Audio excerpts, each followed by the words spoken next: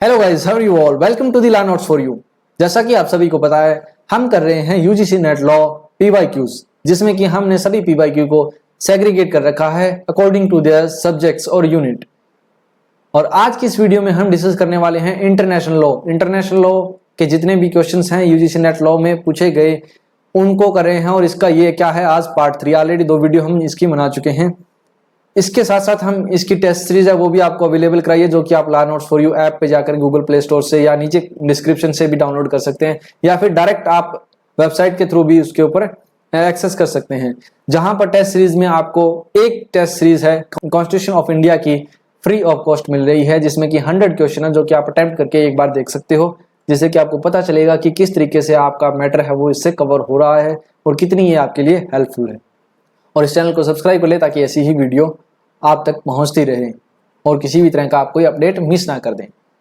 And चलिए आज की इस वीडियो को बिना किसी देरी के शुरू करते हैं। सबसे पहला क्वेश्चन इस वीडियो का और इस सीरीज का क्वेश्चन नंबर 31 क्या कहता है। ये यहाँ पर हमें दो चीजें दी गई हैं, एक दी गई है अजर्शन और एक दिया गया है रीजन। अजर्शन क्या कहती है कि जो इंटरनेशनल ह्यूमैनिटेरियन लॉ है वो लॉ क्या है, एक तो वो रेगुलेट करता है किसको, कंडक्ट ऑफ वार, यानी कि जस इन बेलो, इसका मीनिंग ये उसको क्या कर रहा है, रेगुलेट कर रहा है। ठीक है। सेकंड क्या है, it is that branch of the international law, ये इंटरनेशनल लॉ की वो ब्रांच है जो सिख क्या करती है, दो चीजें, एक तो लिमिट करती है effort of the armed conflict by protecting the person who are not participating in the hostility, यानी कि जो एक्टिविटीज है उनमें पार्टिसिपेट नहीं कर रहे, इसका मतलब सिविलियंस। दूसरा, and by restricting and regulating the means and method of the warfare available to the combatant, यानी कि जो सैनिक हैं उनके मीन और मेथड क्या क्या हैं उनको रिस्ट्रिक्ट या रेगुलेट करके किस तरीके से है जो ह्यूमैनिटी को बचाने की कोशिश की जा रही है वो चीज यहाँ पे रेगुलेट करती है। तो क्या ये स्टेटमेंट अजर्शन है वो सही है, करेक्ट है ये अजर्शन। और जो रीजन दिया गया है इसके पीछे, यानी कि IHL है जो है वो क्या है, inspired by the consideration of the humanity and mitigating the human suffering, जो ह्यूमन सफरिंग हो रही है वॉर की वजह से उसको कम करने के लिए और ह्यूमैनिटी की जो कंसिडरेशन उनको ध्यान में रखते हुए उनको उनसे इंस्पायर्ड होकर इस लॉ को बनाया गया है। तो क्या ये रीजन सी है? यस, दोनों के दोनों स्टेटमेंट करेक्ट है और जो ये रीजन दिया गया है वो उसकी करेक्ट एक्सप्लेनेशन है। तो ऑप्शन नंबर ए यहाँ पे है जो इसका राइट ऑप्शन होगा। नेक्स्ट आता है क्वेश्चन नंबर 32 क्या कहता है कि कुछ हमें 4 स्टेटमेंट दी गई हैं और इनमें से हमें एक करेक्ट स्टेटमेंट है वो चूज करनी है। स्टेटमेंट ए क्या कहती है कि WTO है वो इस्टेब्लिश किया गया था as a result of the culmination of the European round of GATT WTO आने से पहले यहाँ पे गेट था। ठीक है, तो गेट के जो यूरोपियन राउंड हुआ था वो राउंड कब से कब हुए थे, ये हुए थे 1986 से 1994 तक। ठीक है, उसके बाद में जो है WTO आया। तो क्या ये स्टेटमेंट सही है? यस, ये स्टेटमेंट करेक्ट है। और जो स्टेटमेंट बी है वो क्या कहती है कि जो न्यू वर्ल्ड WTO है, वर्ल्ड ट्रेड ऑर्गेनाइजेशन है, वो कब इफेक्ट में आया है, वो आया है 1 जनवरी 1995 को। तो क्या ये स्टेटमेंट करेक्ट है? Yes, this statement is also correct. और ये जो डेट है, ये ईयर है पार्टिकुलरली, इसको पीछे वाले 2 वीडियो में भी हमने देखा है कि बार बार ये जो है हर एक एग्जाम में आ रहा है, लगभग 2 से 3 बार आई थिंक आ गया होगा अब तक ये डेट। तो इसको आप याद कर लीजिए, बहुत इंपॉर्टेंट है ये डेट। स्टेटमेंट सी क्या कहती है कि जो at the time of establishment जो WTO है उसके पास 88 मेंबर थे। तो ये स्टेटमेंट क्या है, रॉन्ग है। उस टाइम पे 123 मेंबर थे, 123 है मेंबर, इसको याद कर लीजिए, 88 नहीं थे। ओके, तो ये स्टेटमेंट गलत है। नेक्स्ट स्टेटमेंट आती है डी। स्टेटमेंट डी क्या कहती है कि जो 7th ministerial conference of WTO है वो हुई थी मरकज के अंदर, मोरक्को के अंदर, फ्रॉम 30 नवंबर टू December 2, 2008 में। तो क्या ये स्टेटमेंट सही है? नहीं। हमने अभी जो है लास्ट वीडियो में ये डिस्कशन किया था, आपने अगर देखी होगी तो उसमें हमने बताया है ये जो मिनिस्ट्रियल कॉन्फ्रेंस हुई थी उनके बारे में, डेट और कहाँ हुई थी। तो ये जो है ये हुई थी जिनेवा के अंदर। कहाँ हुई थी? ये जिनेवा में हुई थी। और कब हुई थी ये हुई थी 2009 में। I hope it is clear. और ये जो मरकज है इसका नाम यहाँ क्यों आया, क्योंकि ये है इस जगह पे पार्टिकुलरली ये वाला जो राउंड है ये हुआ था, जो उर्गे राउंड है 1994 का, वो वाला राउंड है इस मरकज वाली जगह पे हुआ था। ओके, तो I hope it is clear. जो क्वेश्चन है इसका आंसर है वो ए और बी वाला सही होगा, सी ऑप्शन इसका राइट हो जाएगा। नेक्स्ट आता है क्वेश्चन नंबर 33। क्वेश्चन नंबर 33 क्या कहता है? 33 कहता है कि जो इंडिया के अंदर जो मशीनरी है गवर्नमेंट की, वो क्या एसेंशियली एक British and the world collection of the British constitutional convention है, वो क्या has apparently been incorporated as a convention. मतलब जो ब्रिटिश के अंदर चल रहा है, यूके के अंदर ब्रिटिश कॉन्स्टिट्यूशनल सिस्टम के अंदर, जैसे कि हमारा कैबिनेट कैसे होगा, पीएम्स की पावर क्या है, वो सारे के सारे सेम टू सेम वैसे के वैसे ही मिररिंग किए गए हैं इंडिया में। तो ये है ऑब्जर्वेशन किसके द्वारा दी गई है?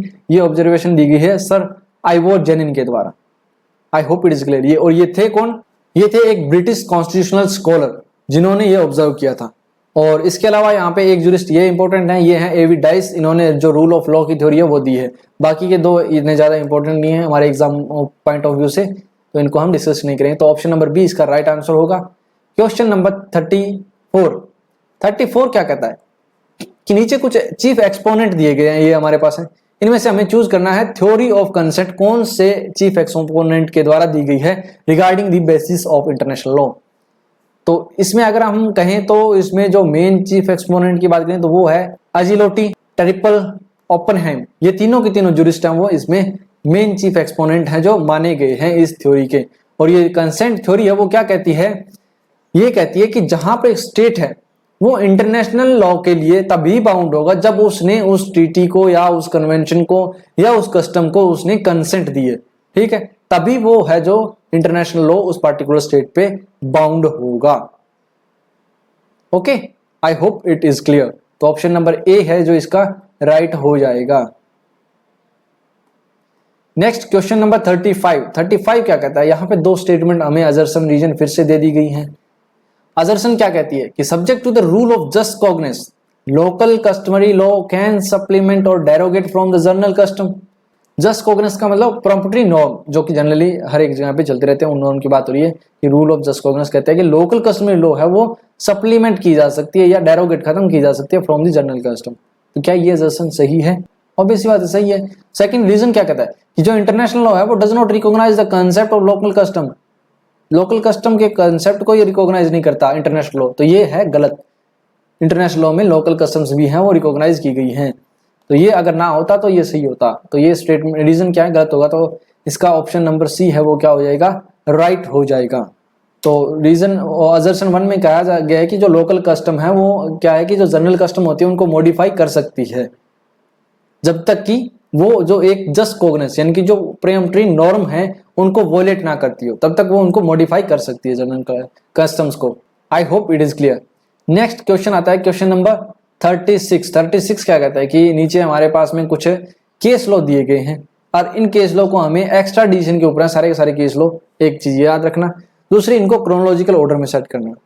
क्रोनोलॉजिकल ऑर्डर में सेट करने के लिए हमें इन सभी का ईयर पता होना चाहिए। तो सबसे पहले हम इनका ईयर देखते हैं, फिर इनको क्रोनोलॉजिकल ऑर्डर में सेट करेंगे। तो सबसे पहले है Mubarak Ali Ahmad versus state of Bombay. ये केस है वो कब का है? ये केस है 1957 का। ओके, और ये रिलेट किससे करता है? ये करता है फुगिटिव ऑफेंडर के राइट के बारे में, ठीक। नेक्स्ट आता है हसन Muller of Nuremberg versus superintendent presidency jail Calcutta and other. ये केस है वो कब का है? ये केस है 1955 का, और ये रिलेट करता है political offence exception. Political offence क्या है? एक एक्सेप्शन है एक्स्ट्राडिशन की, उससे रिलेट करता है। सी है वो क्या कहता है? राम बाबू सक्सेना वर्सेस स्टेट। ये केस है वो कब का है? 1950 का है, और ये किससे रिलेट करता है? Extradition procedure under Indian law. Indian law में जो एक्स्ट्राडिशन प्रोसीजर है वो किस तरीके से होगा, उससे ये रिलेट करता है।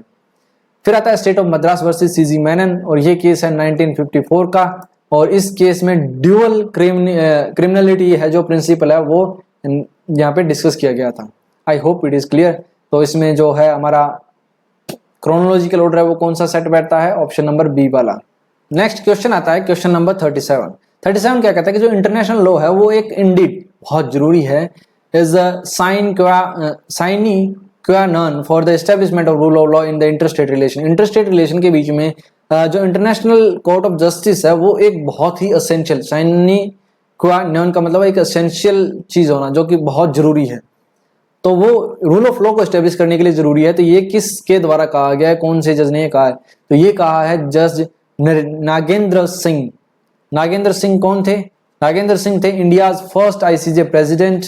ओके, तो इनके द्वारा है जो ये स्टेटमेंट है वो कही गई थी। I hope it is clear. Next आता है क्वेश्चन नंबर 38।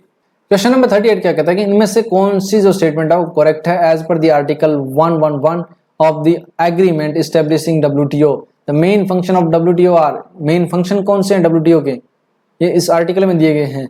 सबसे पहला क्या है, तो ये है आर्टिकल 3, ठीक है, ये रोमन में है।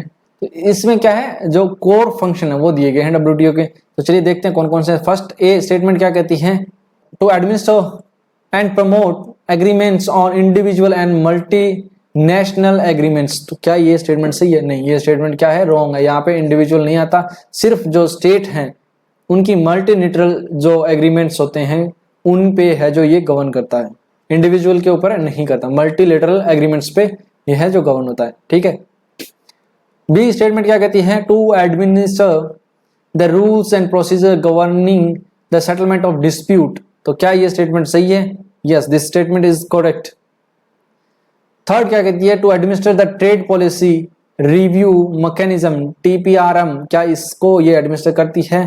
तो ये स्टेटमेंट भी है करेक्ट, ये इसको भी गवर्न करती है, मॉनिटर करती है, member of the trade policies.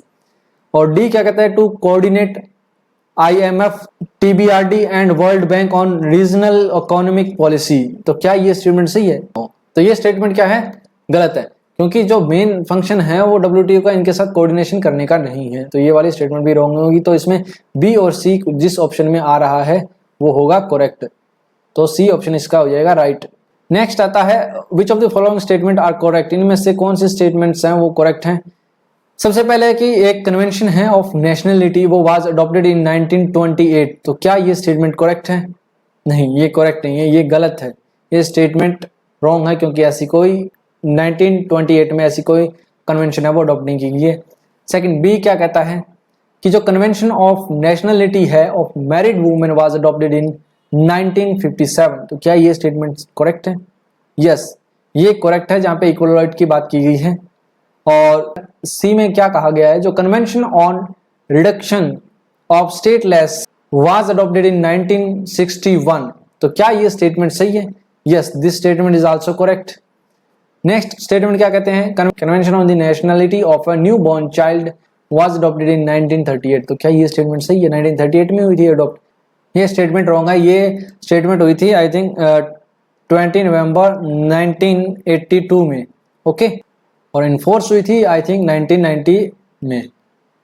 तो आई होप कि आपको ये जो है इनके ईयर वगैरह हैं वो याद हो गए होंगे। तो ध्यान रखना इनके ईयर्स, ताकि आपको डाउट जो है आगे एग्जाम टाइम में किसी भी तरह की कोई कंफ्यूजन ना हो। तो इसका बी ऑप्शन है, बी और सी वाला, वो करेक्ट हो जाएगा। नेक्स्ट आता है क्वेश्चन नंबर 40। क्वेश्चन नंबर 40 क्या कहता है कि जो राइट टू एजुकेशन है 6 to provide free compulsory education to all the children between the 6 to 14 year, ठीक है।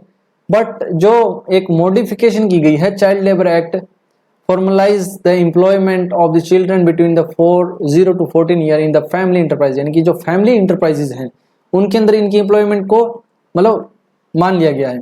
तो इसलिए जो यहाँ पर इनमें से कौन सी ILO कन्वेंशन है वो वॉयलेटेड हुई है। तो देखते हैं कौन सी इसमें से वॉयलेट हुई है, इस वजह से कि बच्चों को है जो 14 ईयर से नीचे हैं उनको भी आप फैमिली इंटरप्राइजेज के अंदर काम करने के लिए परमिट किया गया है। तो इसमें सबसे पहले जो हमारे पास में ILO जो कन्वेंशन है वो है 138। ये किससे रिलेट करती है? ये सेट करती है क्या, एक minimum age of the employment के लिए, वो कितनी थी 14 ईयर, ठीक है। इसको वॉयलेट कर रही है। एक तो 14 ईयर की जहाँ पे रख दी थी कि इसके बाद में आप एम्प्लॉयमेंट करवा सकते हो बच्चों से, इससे पहले नहीं। तो यहाँ पे तो फैमिली एंटरप्राइज में उसको एम्प्लॉयमेंट दिया करवाया जा रहा है, बट एक्चुअली उसका फैमिली का है, ठीक है। सेकंड क्या है, कन्वेंशन है जो 182। ये कन्वेंशन किससे रिलेट करती है? ये करती है 1999 की है ये, और ये प्रोहिबिट करती है worst form of child labour under as, इसमें क्या है 18 ईयर, जो कि एक हेजार्डियस नेचर का कोई अगर एम्प्लॉयमेंट है तो उसमें प्रोहिबिट करना बच्चों की एम्प्लॉयमेंट का, ठीक है। और ये जो 138 वाली है वो कब किया, 1973 की। तो ये दो होगी, इसको वॉयलेट कर रहे हैं, इसको भी वॉयलेट कर रहा है, ठीक है। और सी में क्या है, जो कन्वेंशन है 126, वो क्या है, फिशिंग वेसल वर्किंग कंडीशन के बारे में है। तो इसका इससे कोई रिलेशन नहीं है। और 141 है वो किससे रिलेट करता है, रूरल वर्कर ऑर्गेनाइजेशन के बारे में, तो ये भी उससे रिलेट नहीं करता, तो ये दोनों इसमें नहीं होंगी। ए और बी दोनों हैं जो इसमें वायलेटेड हो रही हैं। तो इसका राइट आंसर कौन सा है, ए बी हो गया, ए ऑप्शन नंबर ए इसका राइट आंसर हो जाएगा। तो ये थे हमारे आज के जो कुछ क्वेश्चन जो कि हमने डिस्कस किए हैं इंटरनेशनल लॉ के रिगार्डिंग, जिसमें कि हमने काफ़ी सारी नई चीज़ें हैं वो सीखी हैं। आई होप कि आपको ये वीडियो इंटरेस्टिंग लगी है, और इंटरेस्टिंग लगी तो अपने दोस्तों के साथ में शेयर करें, इस चैनल को सब्सक्राइब करें और इस वीडियो को लाइक करें, और जो हमारा ऐप है उसको डाउनलोड कर लें, और जिससे कि आप टेस्ट सीरीज है वो अटेम्प्ट कर सकें। Thanks for watching, keep learning, keep growing.